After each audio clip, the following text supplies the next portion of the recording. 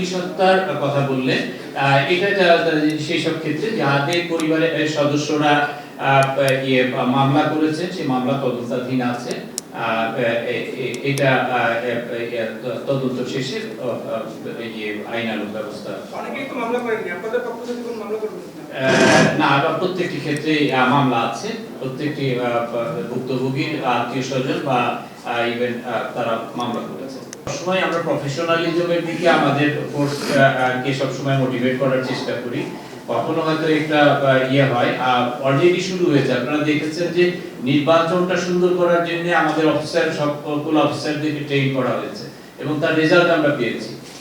যে পুলিশ সদস্য ও যারা তারা এই ট্রেনিং এর ভিতরে আছে এবং যে কোনো ধরনের এই যে প্রফেশনাল থেকে যে ডেভিয়েশন, এটা যাতে করতে না পারে, এই জন্য যে আইন প্রচলিত আইন অনুযায়ী আমরা কঠিন ভাবে যাদের যেগুলো সংশোধনযোগ্য সেগুলো তো আমরা সংশোধন করার চেষ্টা করি মোটিভেশনের মাধ্যমে, আর যেগুলো ওয়াজ নসিহতে কাজ হয় না ওগুলো আমরা শক্তভাবে সেগুলোকে হ্যান্ডেল করি। আপনারা যদি এই পরিসংখ্যান নেন যে প্রতি বছর আমাদের কি সংখ্যক লোকের বিরুদ্ধে পানিশমেন্ট হচ্ছে, তাদের পদোন্নতি হচ্ছে, বিভিন্ন ধরনের শাস্তি হচ্ছে, সেটাও একটা বড় সংখ্যা। এভাবেই আমরা এই বাহিনীর আচরণটাকে আমরা নিয়ন্ত্রণ করার চেষ্টা করি।